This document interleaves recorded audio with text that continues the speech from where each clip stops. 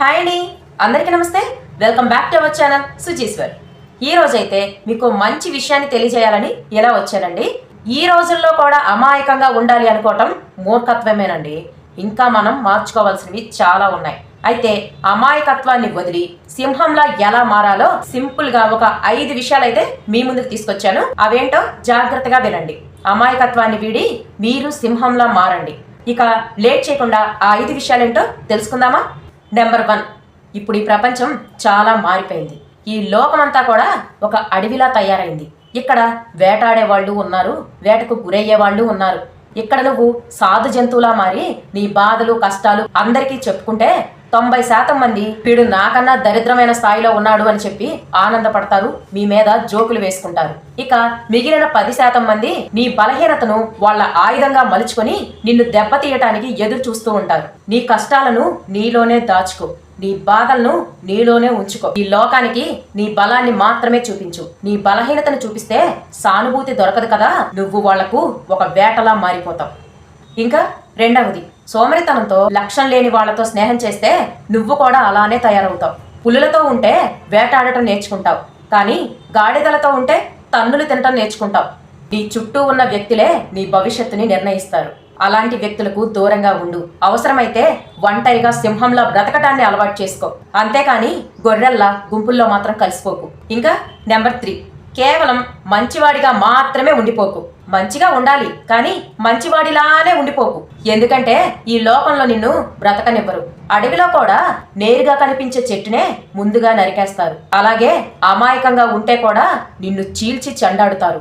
మంచివాడిగా ఉండు, తప్పులేదు, కానీ అవసరమైనప్పుడు నీలోని ప్రతాపాన్ని బయటికి తీ. నిన్నెవరైనా తొక్కటానికి ప్రయత్నిస్తే నువ్వు బొమ్మవు కాదు, నిప్పువి అని చెప్పి వాళ్ళకి అర్థమయ్యేలా చెయ్యి. ఇక నెంబర్ 4, నిర్ణయాలు ఎప్పుడూ కూడా బ్రెయిన్తో తీసుకో, మనసుతో కాదు. మనసు నిన్ను ఎమోషన్కి గురి చేస్తుంది, బ్రెయిన్ కరెక్ట్ నిర్ణయాన్ని నీకు చూపిస్తుంది.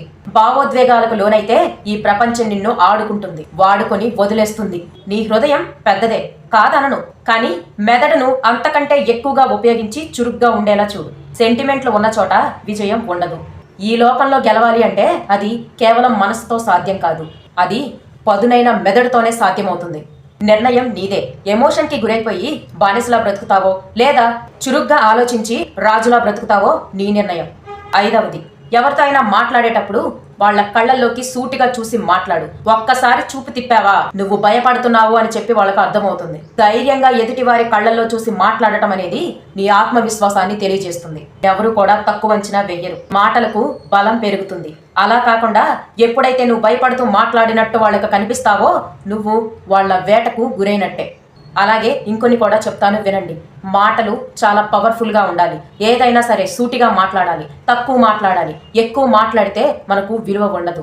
తక్కువ మాట్లాడినా కూడా ఒక పవర్ఫుల్ మాట మాత్రమే మాట్లాడాలి, అప్పుడే మనకు విలువ అనేది ఉంటుంది. మన మాటకు వాల్యూ పెరుగుతుంది. అలాగే మనం ఎప్పుడూ కూడా ఓర్పుతో ఉండాలి. ఓర్పు లేకపోతే వినాశనం తప్పదు. తొందరపాటు నిర్ణయాలు నీకు ఇబ్బందిని కలుగజేస్తాయి. సమయం దొరికినప్పుడు మాత్రం నీ శత్రువుకు కోలుకునే అవకాశాన్ని కూడా ఇవ్వకు. బాణం వదిలే వరకు కూడా వేటగాడు నిశ్శబ్దంగానే ఉంటాడు. అలాగే నీకు నువ్వు ఎప్పుడూ కూడా విలువ తక్కువగా ఉండకు. ఎప్పుడు నిన్ను నువ్వు ఒక గొప్ప స్థాయిలో చూసుకోవాలి. నీ గౌరవాన్ని ఎవరి కోసమో తగ్గించుకోకు. సింహం గర్జిస్తేనే అడవికి రాజవుతుంది. నువ్వు కూడా నీ విలువను కాపాడుకోకపోతే నిన్ను చాలా హీనంగా చూస్తారు ఈ ప్రపంచం, ఈ జనం, ఈ లోకం. నిన్నెవరైనా అవమానించినప్పుడు కోపంతో ఊగిపోకు. నిన్నెవరైనా మాటలతో రెచ్చగొట్టినప్పుడు ప్రశాంతంగా స్మైల్తో వాళ్ళకు సమాధానం చెప్పు. అనవసరంగా నీ ఎనర్జీని వాళ్ళ కోసం వేస్ట్ చేసుకోకు. నువ్వు అలా ఎప్పుడైతే ప్రవర్తిస్తావో అప్పుడే వాళ్ళు సగం ఓడిపోయినట్టే. నీ తెలివితేటలే వాళ్లకు దెబ్బ కావాలి, నీ విజయమే వాళ్లకు ఒక చెంప దెబ్బ కావాలి. అవతల వాళ్ళు నిన్ను చూసి కుళ్ళుకోవాలే కానీ నీ కోపాన్ని చూసి నవ్వుకోకూడదు. ఇప్పుడు తెలుస్తుంది వాళ్లకు నీ విలువేంటో, నీ సత్తా ఏంటో. ఈ రోజుల్లో అమాయకంగా ఉంటే ఎలా ఉంటుందో మీకు కూడా తెలుసు. కాబట్టి ఇప్పుడు నేను చెప్పిన విషయాలన్నింటిలో మిమ్మల్ని మీరు ఇంప్రూవ్ చేసుకోండి. ఖచ్చితంగా సింహంలానే ఉండండి. ఇలా ఉంటేనే ఈ లోకంలో మనల్ని వేటాడకుండా ఉంటారు. ఇప్పుడు చెప్పండి, సాధు జంతువుల వేటకి గురవుదామా లేదా సింహంలా వేటాడుదామా? మీరు ఎలా ఉండాలి అనుకుంటున్నారో నాకు కమెంట్లో తెలియచేయండి. వీడియో నచ్చితే చిన్న లైక్ చేసి షేర్ చేయండి.